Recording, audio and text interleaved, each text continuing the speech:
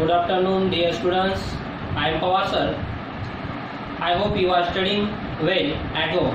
As we are also taking your lesson online with good care, assist you to prepare at home and giving assignment regularly. And it has been checked by us regularly. Today, I would like to request your parents to cooperate with the management and pay the fees so that we can get our salary. Please cooperate. Today we are going to learn History Standard 8, lesson number 4, and lesson name is The Struggle for Freedom. Okay. The Freedom Struggle of 1857. Lesson name is The Freedom Struggle of 1857. Yesterday and yesterday before, few videos completed. Today new point start. Today's point name is Causes for the Struggle of 1857. Page number 16. Page number 16 open करो geography का text book और यहाँ पे देखो Causes for the Struggle of 1857. यहाँ से start होने वाले. Okay. First of all today's date and standard.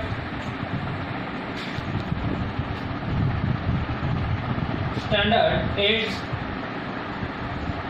Today's date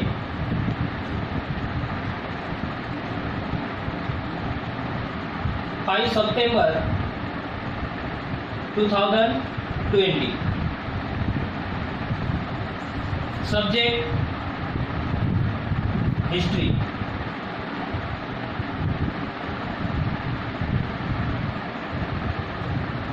And fourth lesson name is The Freedom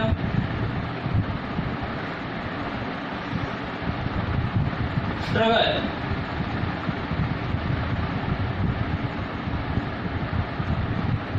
the freedom for struggle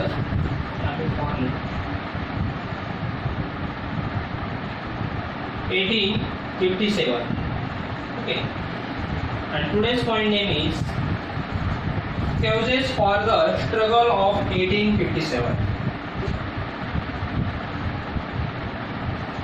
Causes for the struggle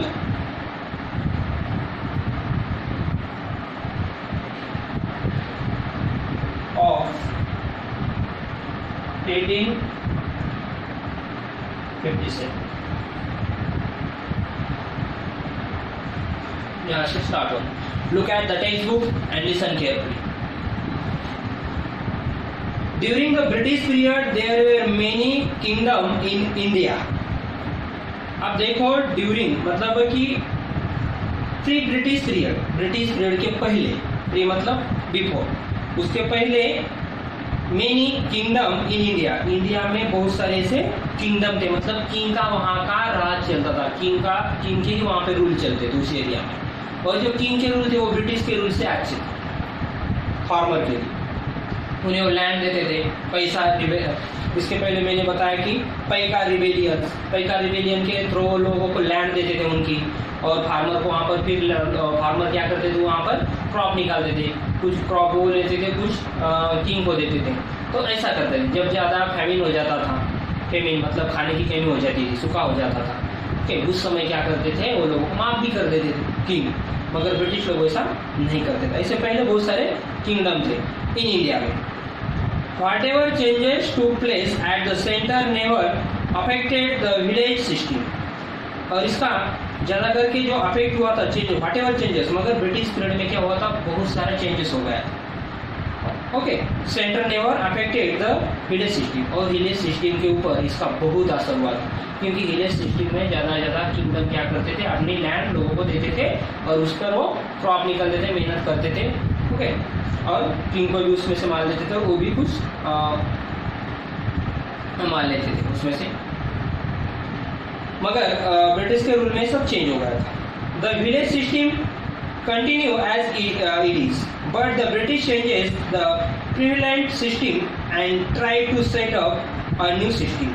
और British ने क्या किया था, change the prevalent, और इस सिस्टम को उन्होंने बदल दिया था, चेंज कर दिया था, सब कुछ उसमें चेंज कर दिया था. और न्यू सिस्टम, खुद की सिस्टम वहाँ पर बनाई. तो उन्होंने सिस्टम ऐसी बनाई थी कि इसके पहले मैंने कहा था कि उन्होंने सिस्टम ऐसा बनाया था कि जितना लैंड है वो काउंट करते थे और काउंट होने के बाद फिर क्या करते थे, वो फार्मर के ऊपर उसके हिसाब से टैक्स लगाते थे। फिर फेमिन हो या कुछ भी हो, ओके, खाने की कमी हो या खेती में माल आओ या मत आओ, उन्हें कुछ भी उससे मतलब नहीं था। उन्हें सिर्फ पैसा चाहिए था, वो कैश में पैसा लेते थे। ओके, फिर लोगों के पास पैसा रहो या मत रहो, फिर लोन निकाल के लाओ और ब्रिटिश को दो। ऐसे सिस्टम उन्होंने बनाई थी। Looking at the changing nature of a village system create a feeling of a instability and insecurity in the mind of the people. और उन्होंने देखो कि ये सिस्टम क्रिएट की उन्होंने इंस्टेबिलिटी की, insecurity in the minds of people, और ये पीपल के लिए, इसलिए सब लोग क्या हो गए थे, उनके ऊपर गुस्सा हो गए थे। ये सब लोगों के माइंड में बैठ गया था ब्रिटिश के खिलाफ। फार्मर भी उसके खिलाफ हो गए थे, किंगडम उसके खिलाफ हो गए थे, हाँ, सोशल वर्कर उनके खिलाफ हो गए थे, सब इंडियन लोग उनके खिलाफ चले गए थे, क्योंकि ये क्या कर रहे थे, उनके सोशल में इंटरफेयर में, पॉलिटिक्स में इंटरफेयर कर रहे थे, ओके, विलेज लेवल में इंटरफेयर कर रहे थे। तो इसलिए लोग सब इनके ऊपर क्या थे, गुस्सा थे, इसलिए ये वार हुआ था। कौन सा? 1857।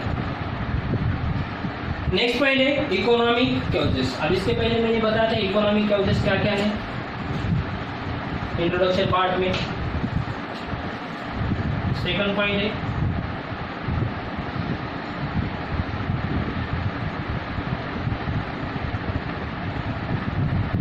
कॉजेस। ओके, अब इकोनॉमिक कॉजेस क्या है वो देखते हैं। The British introduced new revenue system to increase their income.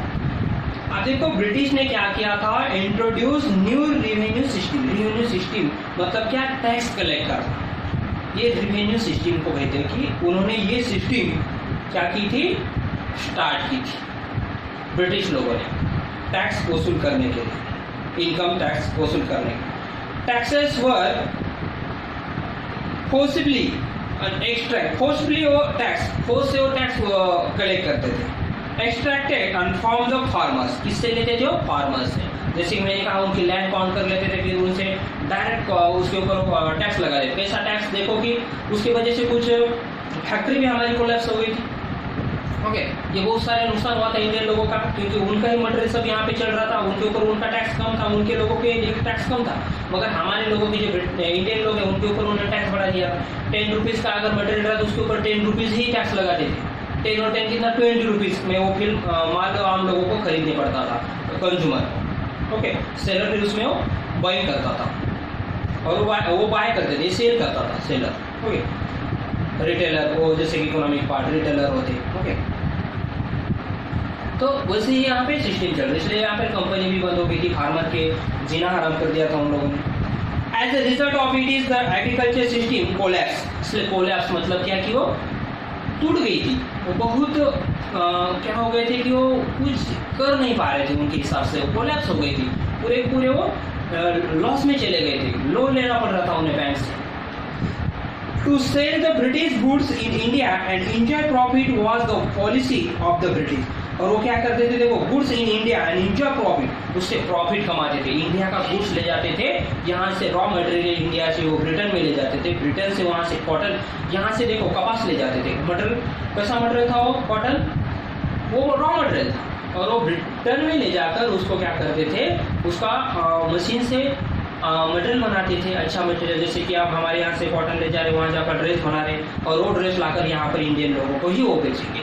यहाँ से कम पैसा में ले जाएंगे और उधर से लाकर वो ज़्यादा पैसे में हमें बेचेंगे। तो ऐसी सिस्टम चल रही थी, और उनका मेन एम क्या था, इंडिया से प्रॉफिट कमाना, सिर्फ प्रॉफिट कमाना, पैसा कमाना, ये उनका बिजनेस था। इंडिया के ऊपर कोई वो एहसान नहीं कर रहे थे। पॉलिसी ऑफ द ब्रिटिश, ये ब्रिटिश की पॉलिसी थी। दे impose the heavy taxes on the local industry, और लोकल इंडस्ट्री के ऊपर उन्होंने हेवी टैक्सेस मतलब ज़्यादा से ज़्यादा टैक्स बढ़ा दिए थे।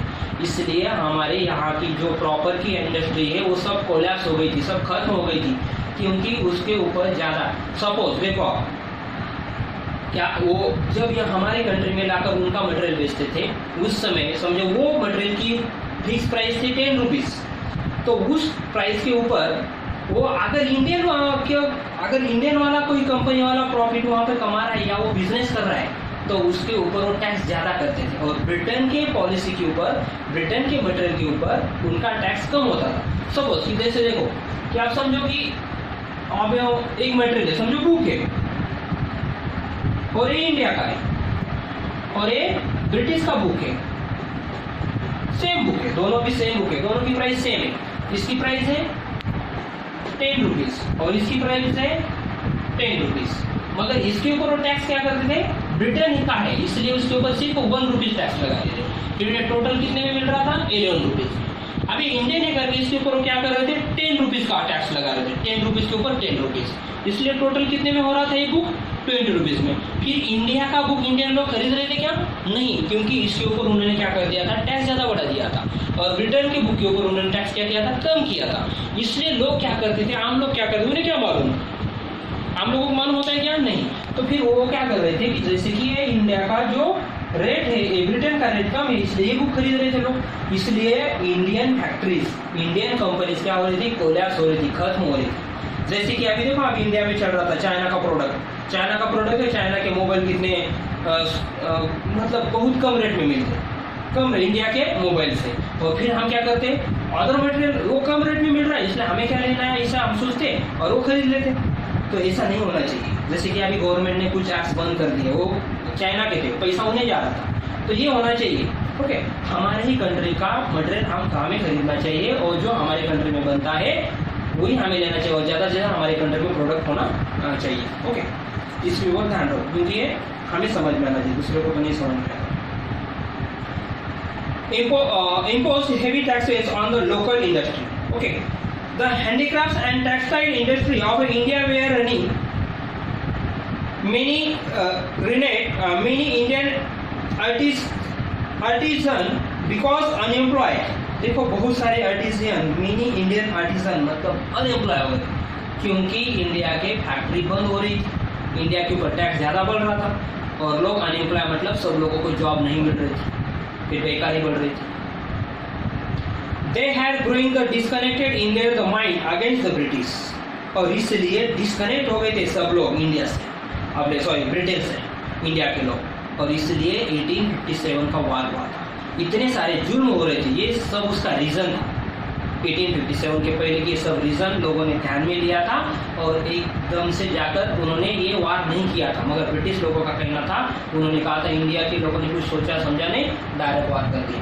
ऐसा नहीं हुआ था, इसके पीछे बहुत सारे रीज़न थे, इसलिए वार हुआ था। Do you understand? Next point है हमारा सोशल कॉजेस।